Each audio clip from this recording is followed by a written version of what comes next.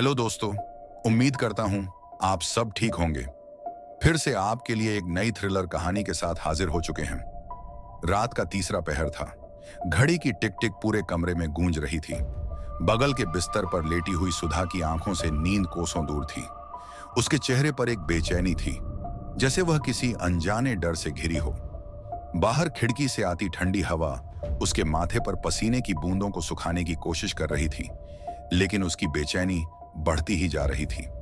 वह सोच रही थी कि आखिर उसके पति अर्जुन ने ऐसा कौन सा राज छिपा रखा है जो पिछले कुछ दिनों से उसे परेशान कर रहा है। अर्जुन, जो एक जाने माने पत्रकार थे, इन दिनों एक अजीब सी खामोशी में डूबे हुए थे। वह हर दिन देर रात तक किसी गुप्त फाइल पर काम करते रहते और जब सुधा उनसे पूछती तो वे टाल देते। सुधा, यह सब तुम्हारे समझने की बात नहीं है, अर्जुन ने कल रात कहा था।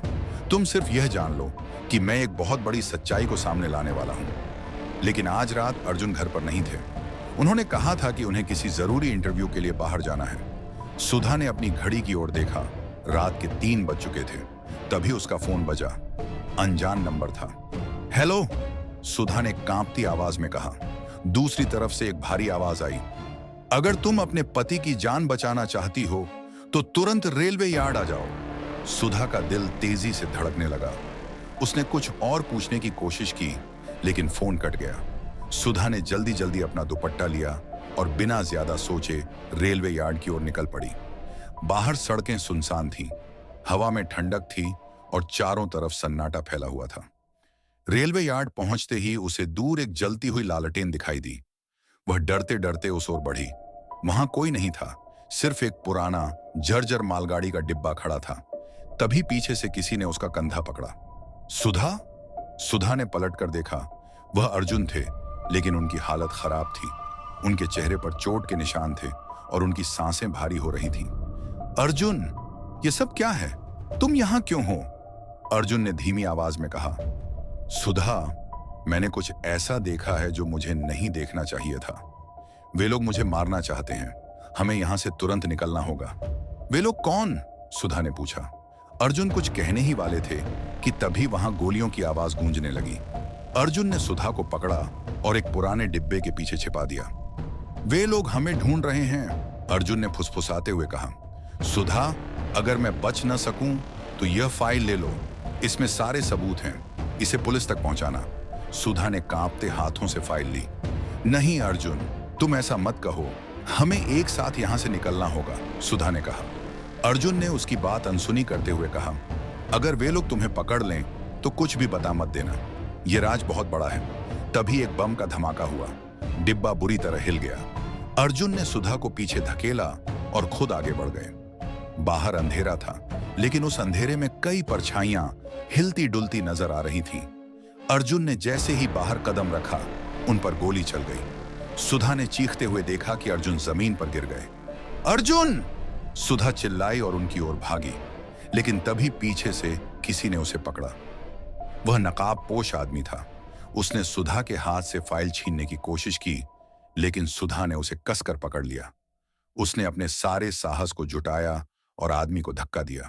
सुधा ने देखा कि अर्जुन अब भी सांस ले रहे थे, लेकिन उनकी हालत गंभीर थी। सुधा, भागो, फाइल को बचाओ, अर्जुन ने आखिरी बार कहा। सुधा ने अपने आंसू पोंछे और फाइल लेकर वहां से भाग निकली। पीछे से गोलियों की आवाजें आ रही थीं, लेकिन सुधा बिना रुके दौड़ती रही। वह किसी तरह पास के पुलिस स्टेशन पहुंची। वहां उसने सब कुछ बताया और फाइल पुलिस के हवाले कर दी। पुलिस ने तुरंत कार्रवाई शुरू की। कुछ दिनों बाद अखबारों में एक बड़ी खबर छपी, एक बड़े घोटाले का पर्दाफाश। अर्जुन की दी हुई फाइल ने उन गुनहगारों को बेनकाब कर दिया था। लेकिन कहानी यहां खत्म नहीं हुई। सुधा को पुलिस स्टेशन से घर लौटते समय एक अजीब सा एहसास हुआ। उसने महसूस किया कि कोई उसका पीछा कर रहा है। उसने पीछे मुड़कर देखा, लेकिन वहां कोई नहीं था। रात को जब सुधा घर में अकेली थी, उसने दरवाजे पर दस्तक सुनी। दरवाजा खोलने पर एक पुलिस वाला खड़ा था।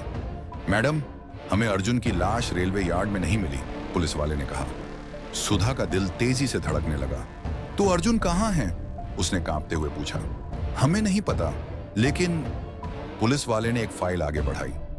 यह फाइल यार्ड में पड़ी मिली। इसमें अर्जुन के हस्ताक्षर हैं, लेकिन यह सबूत नहीं बल्कि एक चेतावनी है। सुधा ने फाइल खोली। उसमें सिर्फ एक लाइन लिखी थी, सुधा मुझे ढूंढो, सच अभी अधूरा है। सुधा की आंखों में डर और जिज्ञासा का सैलाब था। उसने अगली सुबह खुद को तैयार किया।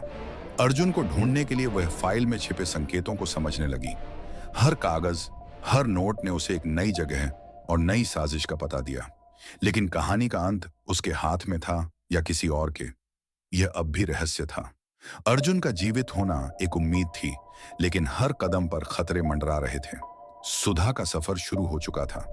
सच अब भी अधूरा था, और यह सफर सिर्फ उसके लिए नहीं बल्कि अर्जुन और न्याय के लिए था। लेकिन एक सवाल हवा में तैर रहा था, क्या वह समय पर अर्जुन तक पहुंच पाएगी या यह सफर उसे अंधेरे में ले जाएगा? दोस्तों, अगर आप इस कहानी का भाग 2 देखना चाहते हैं तो हमें कमेंट करके जरूर बताएं। और कहानी अच्छी लगी हो तो हमारे चैनल को सब्सक्राइब करें और वीडियो को ज्यादा से ज्यादा लाइक और शेयर करें। धन्यवाद।